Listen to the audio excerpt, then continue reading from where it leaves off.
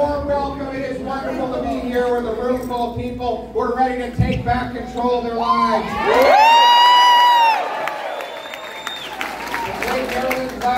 Co-chair for my Ontario campaign, champion for civil liberties, an engineer, a fighter for the people of Sarnia, someone who's remembered that her job is to fight for Sarnia in Ottawa, not to represent Ottawa in Sarnia.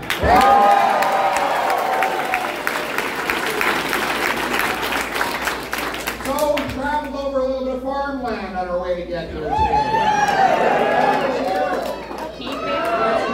The farmers will tell you that there's no point in planting the crop in the spring if you don't harvest it in the fall. We planted 311,959 seeds. That's the number of memberships we sold for my campaign. And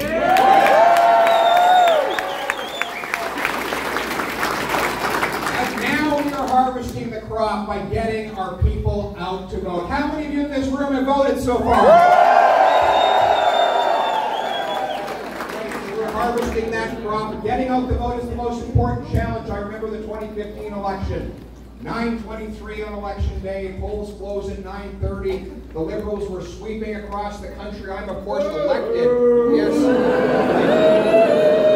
Of course, I was running for re-election in the most liberal city in Canada, the nation's capital. Small government conservative in a big government town. And boy, were they ever trying to beat me that night. And so I was banging on doors, begging my supporters to get out and vote. This lady answered. I said, "You voted?" She said, "No, I'm too old." What do you mean? There's no cap on the age limit. She said, "I can't drive." I said, "I'll drive you." She said, "My husband can't make it down the stairs." I said, "I'll carry him." So she says, "I'm sorry," and she closes the door. I walk back into the rain. It's now 9:25, 5 minutes to closing. I realize there's no one else I'm going to be able to convince to vote but her. So I go back to the door and I said, "Ma'am, soldiers died so you could vote." She said, "Oh, all right." So we got her out to the car, we helped her husband down the stairs, and I had to fumble around with his walker so that I could fit it in the vehicle. It's 9:27, 3 minutes before closing. My volunteer driver tore off and left me in the rain. In the car. And they got back a few minutes later. And I said, "Did we make it on time?" And my volunteer said, "We got there at 9:29, they'd already slammed the door shut." So I pounded and kicked on the door until they opened it up, and I said, "These people have the right to vote," and sure enough, they got to go in and cast their ballot. I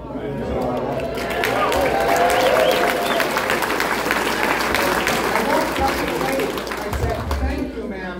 I know how hard that was for you." And she said, "And who are you against?" I have no idea who she voted for.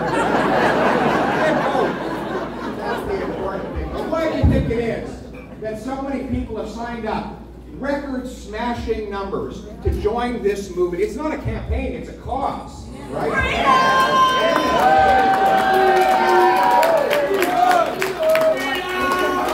It is just like oxygen. You don't notice it until it's gone, right? People feel like they've lost control of their lives, whether it's that hard-working and patriotic soldier who lost his position in the armed forces because of a personal medical decision, or whether it is the single mother who's pouring water in her children's milk because 10% food price inflation has meant that 4 in 5 families had to cut back on their diets just to pay their bills. Or maybe it is that miner from Timmins who told me that he couldn't afford the $2.50 a liter diesel to gas up his truck and drive and see his dying parents in Thunder Bay one last time. Or the 35-year-old that we all know still living in their parents' basement because house price inflation has made it impossible for them to own a home. People feel like they've lost control of their lives. The great Mark Twain said, "The two most important days in your life are the day you were born and the day you find out why you were born." Why? Why is the most important question we must ask when we do anything. Why am I running for Prime Minister? To put you back in charge of your life by making Canada the freest nation on earth.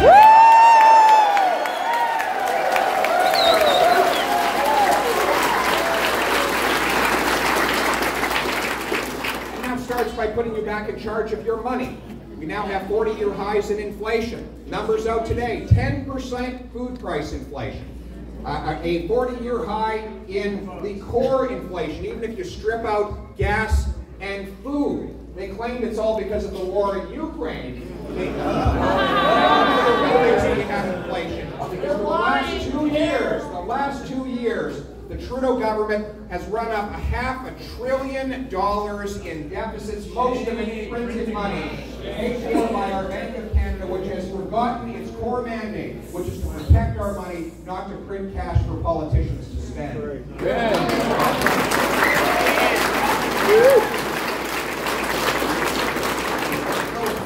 Inflationary deficits bid up the cost of goods. Inflationary taxes raise the cost of our businesses and farmers to produce those goods. The more they spend, the more things cost. It's just inflation, isn't it? It's just inflation. Yeah. So what are we going to do about it?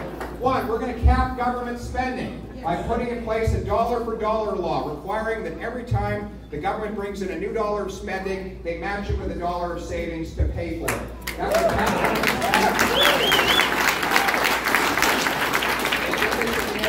under the Clinton administration, they paid off $400 billion of debt. And as soon as the law lapsed, they went right back into deficit. You know, the great Thomas Sowell, the economist, said that the number one rule of economics is scarcity. People always want more than there is to have. The number one rule of politics is to ignore the number one rule of economics. Right? Politicians are the only creatures in the universe that don't have to live with scarcity. Well, we're going to change that. You have to make trade-offs in your life. You have to make do with the budget you have in your small business. It's about time politicians were the saying, you've been pinching your pennies long enough, I'm going to pass a law to make sure that politicians pinch their pennies too.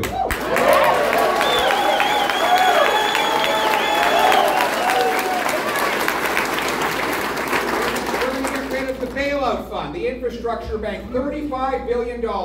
It hasn't completed a single project in 5 years, yet they've paid bonuses to their executives and given loan guarantees to large corporations who get bailed out if they go over budget. I believe in the free market. If a company delivers on time, on budget, let them profit. But if they go over budget or lose money, then they have to pay the price. The taxpayer should not. I'm going to axe the infrastructure bank altogether.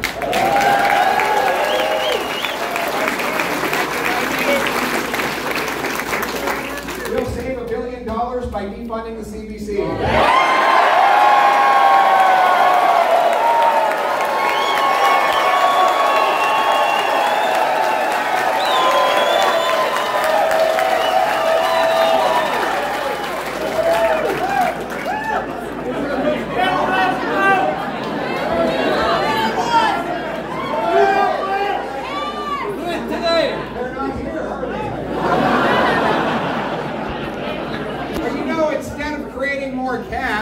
Create more of what cash buys, build more homes, grow more food, and build more houses in this country, right? Let's start with houses. We have the fewest houses per capita, the fewest houses per capita of any G7 country, even though we have the most land to build on. Why? Because local government gatekeepers prevent construction. In Vancouver, there's $600,000 of governmental cost in every unit of housing. In Toronto, it's about $300,000. They stand in the way, they drag out the permits, they make it impossible to build, and our young people are stuck living in basements and in 400 square foot apartments. So what's the solution? I'm going to link the number of dollars big cities get to the number of houses that they actually have built. So there's an incentive to get the gatekeepers out of the way.